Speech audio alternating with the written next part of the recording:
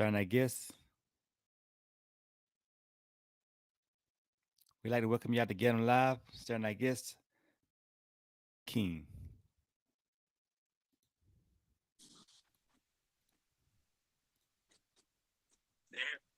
What's going on, Ernest?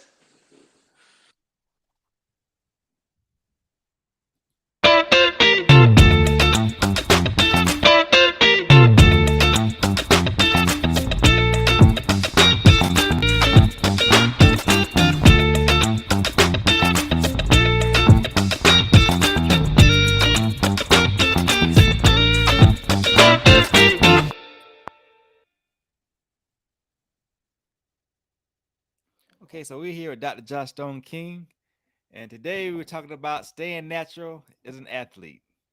Now, there's a lot of things out there that the athletes see that they can take, and some of them end up taking not knowing they take and take the wrong stuff, and this can be a problem because some things can get you disqualified. Some of them you can get disqualified for a lifetime.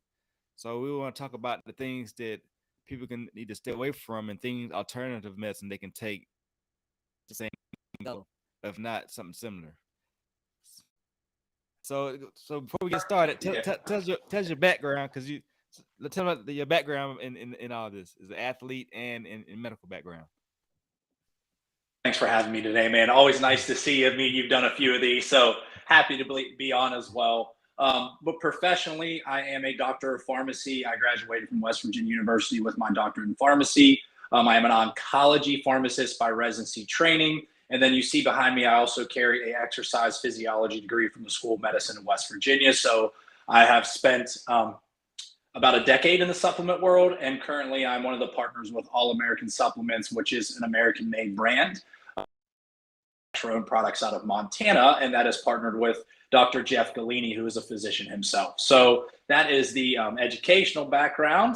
But as for the bodybuilding perspective, I'm a lifetime natural men's physique competitor. I actually forget how long I've been competing as a professional. I'm one of the older guys on the circuit.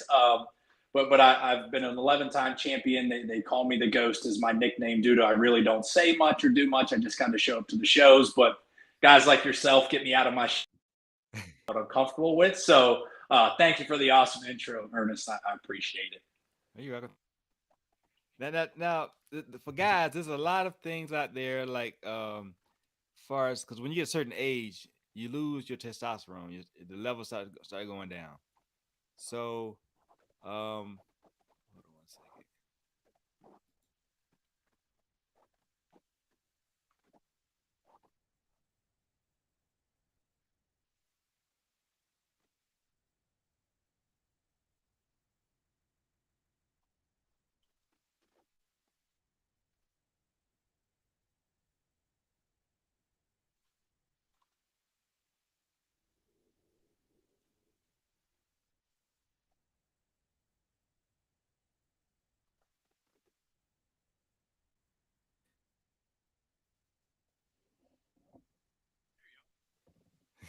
Sorry,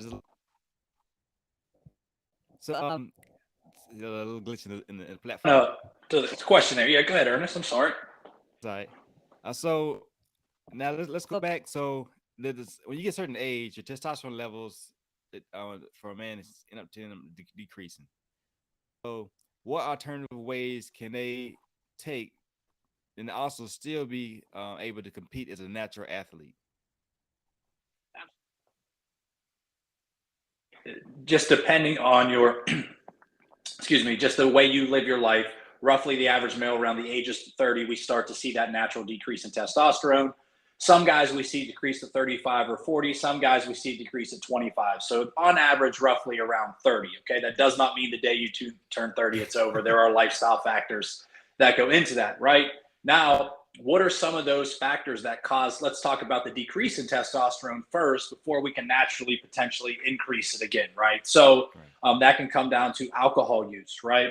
It can come down to the stress level that you have in your life for whatever reason, whether it be personally or professionally. We can also see obesity, right? So carrying around a lot of extra weight can cause a exact decrease in testosterone levels. And there are a few other just basic hormonal disease states, we can call them, that can lead to a decrease, right? And then, of course, naturally, as we age, we all know this, we call it menopause, right? Is when your testosterone starts to decrease, similarly to what goes through as they age. So, first off, we can easily reverse this first and foremost with diet and exercise. So when we see labs on most natural competitors, when they're between the age of 30 or 35, they usually, and this is usually, will have a testosterone level similar to a 25-year-old. The reason being, right, is they are active, they are healthy, they are eating a balanced diet, they are taking supplementations that'll help miss anything that they cannot have from a balanced diet, whether it be multivitamins, etc. Right? So normally what we see in the natural competitors, they can keep actually their testosterone levels higher for a longer period of time. So there is one benefit of being a natural bodybuilder, right? And we have the data to back that. Now, tertiary, on the final point of your question, what can we take to potentially those testosterone levels from a supplement perspective?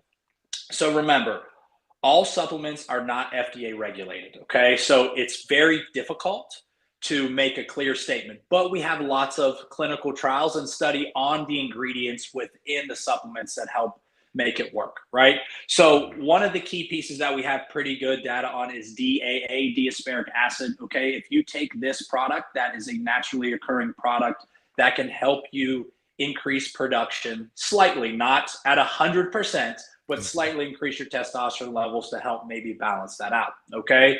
So we've seen those products. There also are numerous, you'll see testosterone boosters. You see the Frank Thomas commercial every time you're on ESPN that she likes it too, okay? Those have oyster extract. They have a product, seriously, it's called horny goat weed, and some of those others that don't have the best data around it. So when it comes to body, it's basically DAA, that's where you like it to be. The dosing is usually right on the label where you can take it, and I like those products alone instead of a mixture. What we want to stay away from, and this is where we've seen guys fail the drug test, right, is they take SARMs, okay? People forget that the SARMs are banned in every league that I compete in. There may be one out there that I'm just not aware of, but I can say the majority of the leagues have SARMs banned, which basically are designer pro hormones, right? They're not nearly as aggressive. Some of them, you can argue that you don't need any post-cycle therapy, but those can increase your testosterone, right? We've seen better data on that, but they are banned in the natural league. So that is one thing you absolutely want to avoid. And I've seen two really good athletes that were just unaware of this about 4 or 5 years ago. They got dinged for these, and now, obviously they cannot compete. So hopefully that wasn't too much to answer your question, but there was 3 pieces, so I wanted to match all those, all right? Now, for people who, let's say that they're not competing as a natural athlete, what are the side effects of taking something like SARMs or something like that in the long term? Have there been any studies that shows long-term effects? Question. So let's break this down into 2 parts. So the first, we'll talk about the SARMs. So they're relatively new. Let's roughly call them 5 to 8 years old, right? Pro hormones are out first, and then those did get banned, right? We knew those turned into basically a steroid chemical structure once they were within your stomach, right? So those were banned. We saw that. SARMs are still relatively new. Maybe 2 or 3 years ago, they went through some changes within the government, but you can still buy some of them over the counter.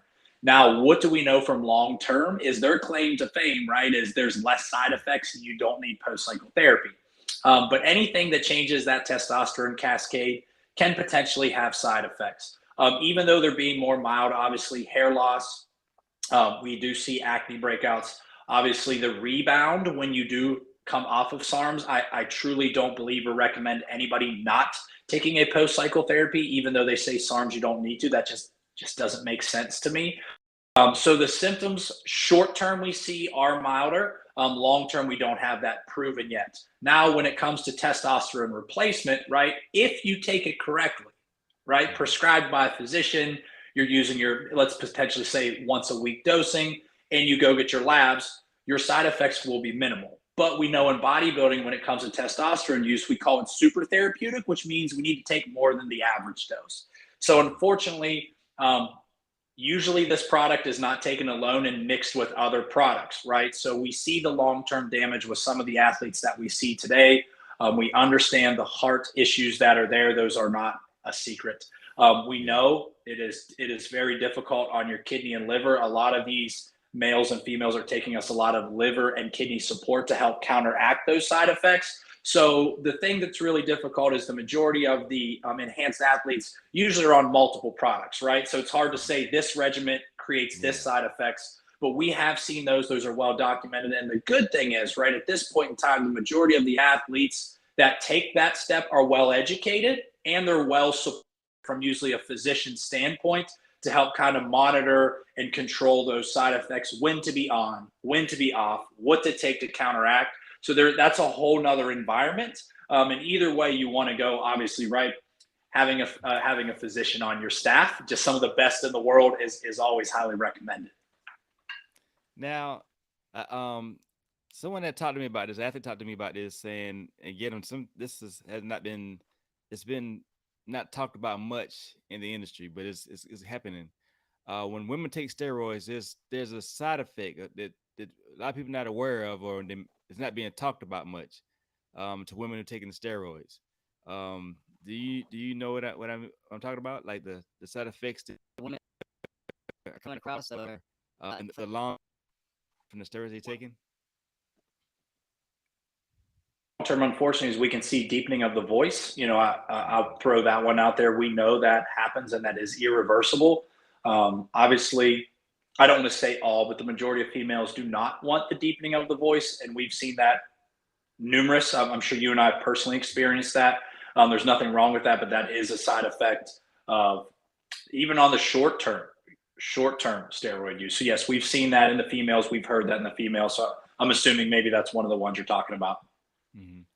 Now, is there any alternative to women can take besides steroids?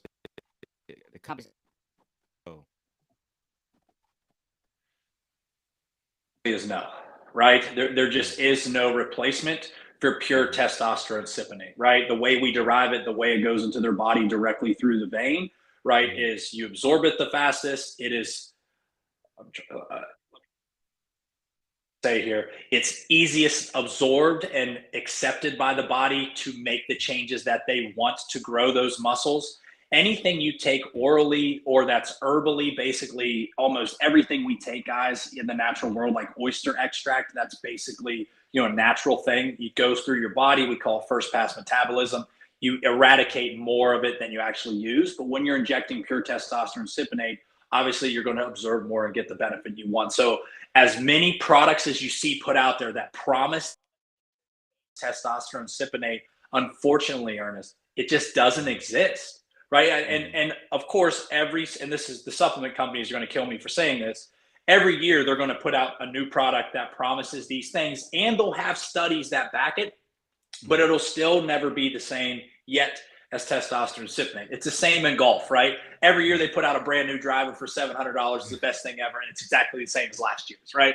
So that's where we're at. The answer, I wish I had like this magical supplement regimen that would equate to the exact same results as testosterone cypionate, but it doesn't, right? And that truly is why you see let's just say our women's physique natural girls compared to the enhanced girls. There's a big difference, and it's very similar with the men's physique natural guys and the men's physique IFBB pros. Everybody looks incredible, but there's a significant difference in the way they aesthetically look from size and volume and vascularity.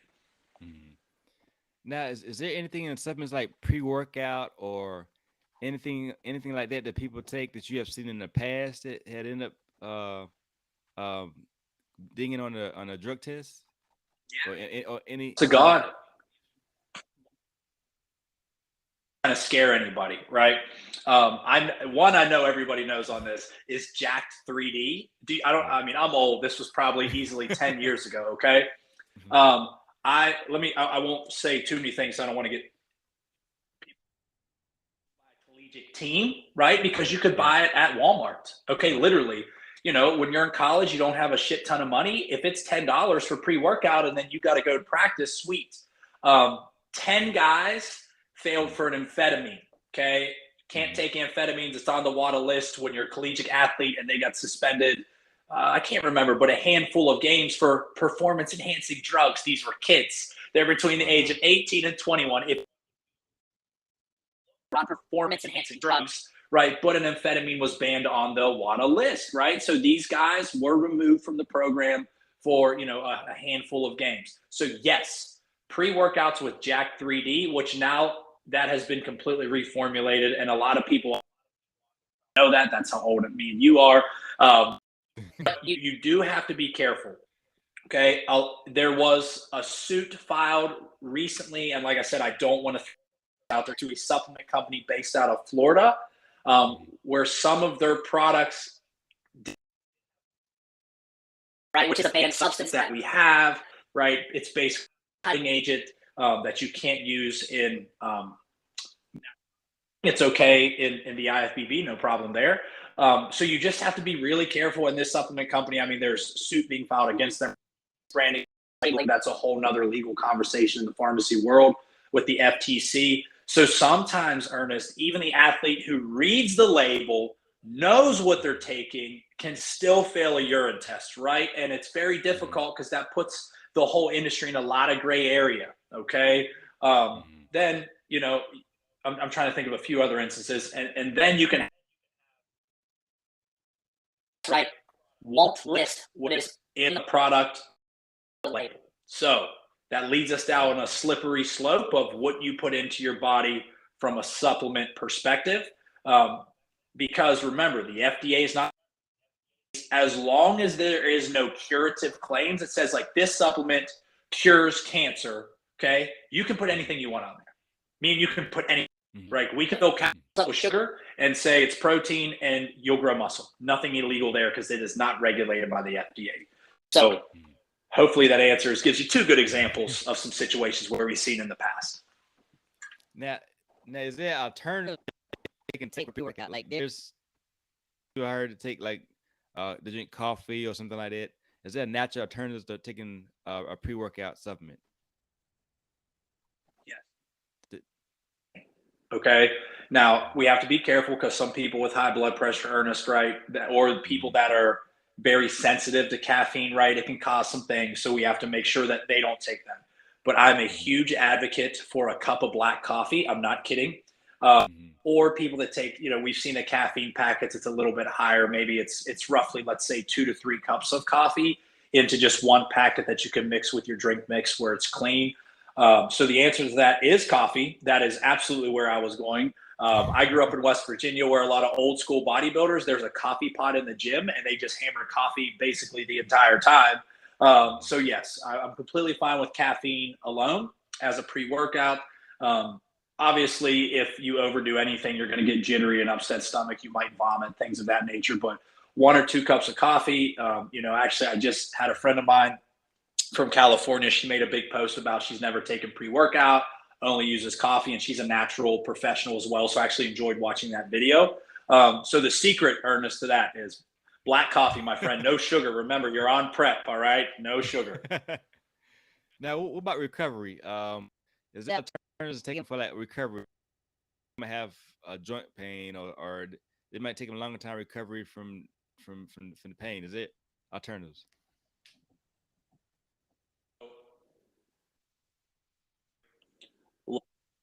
On joint recovery, it's proven. Okay, so first product is fish oil. It's not a joke. We want to take it at a little bit higher dose. What that does is it that it can help you produce more fluid in your joints so your joints don't stay dry.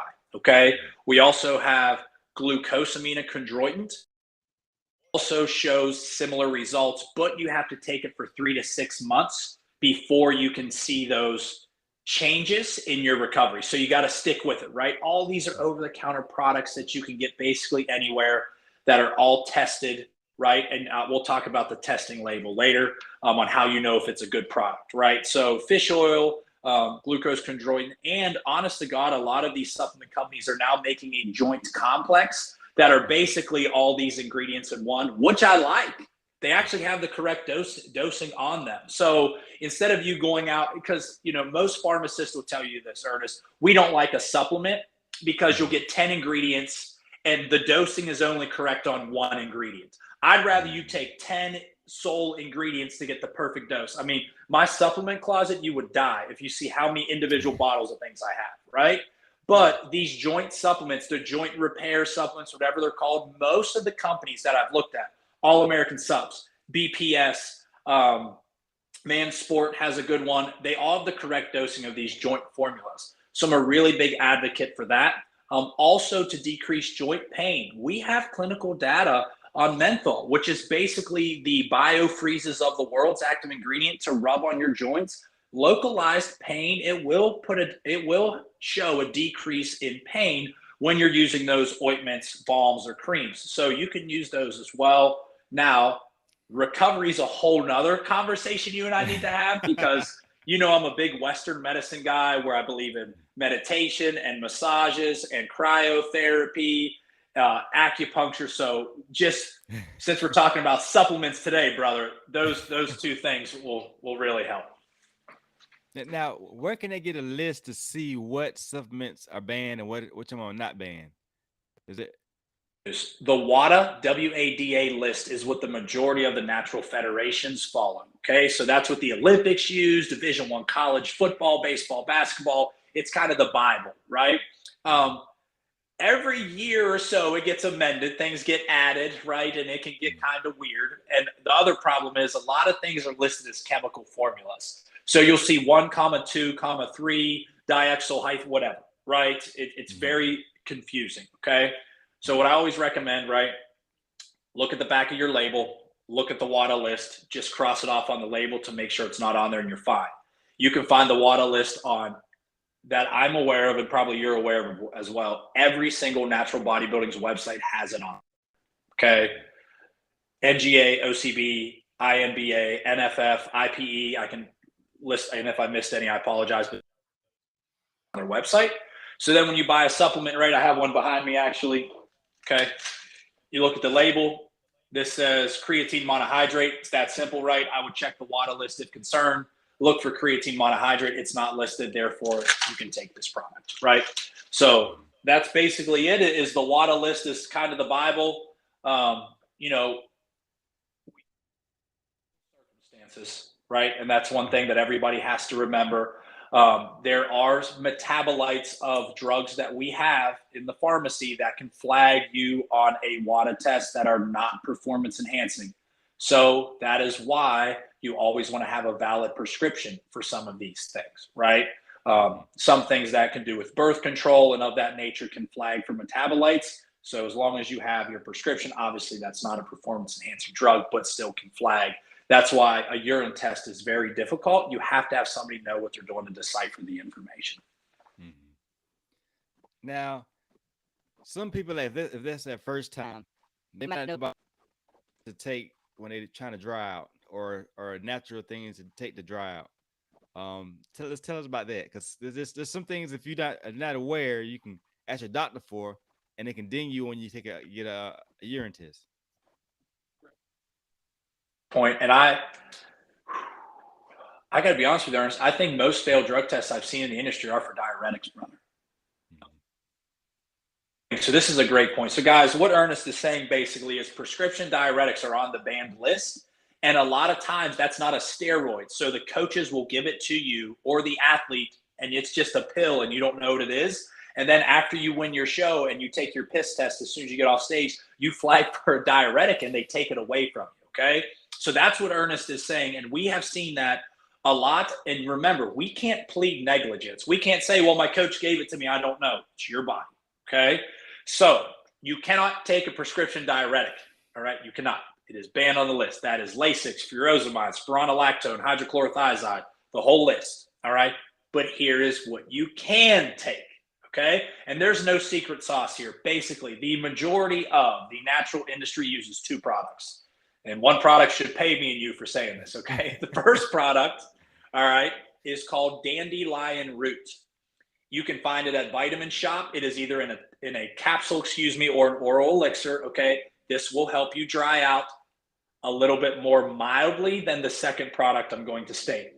The second product, which a lot of people use, is called Expel with the letter X. It's made up basically of 4 herbal ingredients that'll help you flush water. Okay. These are completely legal. They are completely herbal, natural, whatever you want to call them. The labels are what they are, right? There's 4 ingredients in Expel. Dandelion root alone is dandelion root. I would like to say, based off of experiences over my 9-year career, Expel is more aggressive of a diuretic than dandelion root. So I have seen athletes take Expel and be flat, right? Just like any other diuretic. Remember, it flushes water from everywhere. They can't get a pump. So, I don't want to recommend one over the other, but I do recommend experimenting with both to see which one your body responds to the best. And also, I know a lot of people that don't take any diuretics throughout their peak week and look fantastic. So, this is just up to you and what you want to do. But the 2 that we see in the natural world are dandelion root and Expel, starting with the letter X. Nice, nice. Now, what about sleeping? Is there anything? Because and you eat right. If you don't get your proper sleep, you're defeating the whole purpose. Because that's how you grow. So, what things would you recommend for people to sleep? Right, we all need to work on sleep. You're speaking to someone. I probably sleep 3 hours a day, bro. So I won't go off personal experience here, but from a pharmacist perspective, right?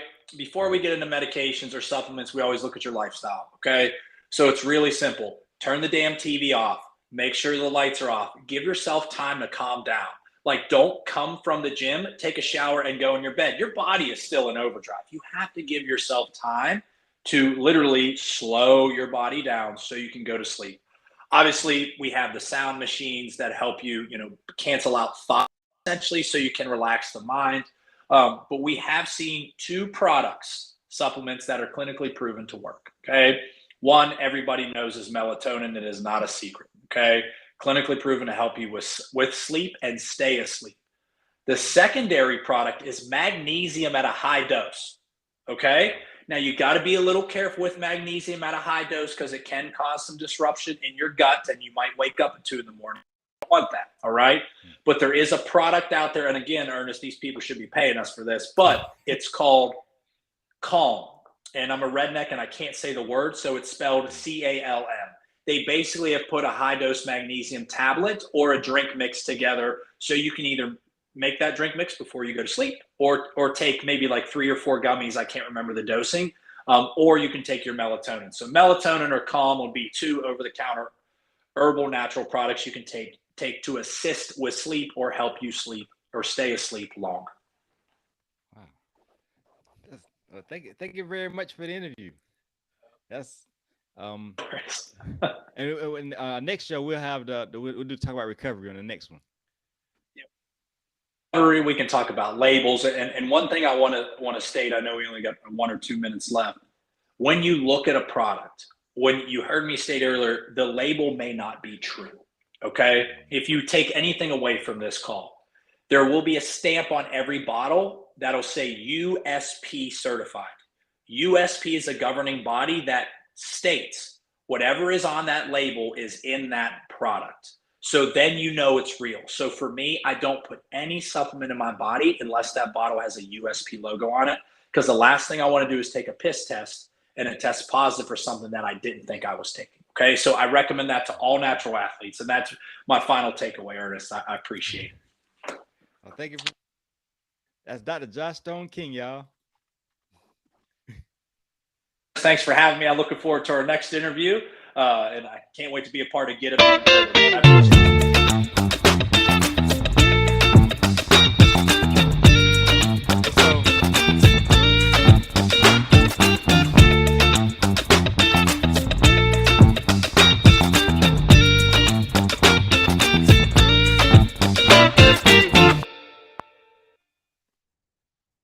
Thanks, man.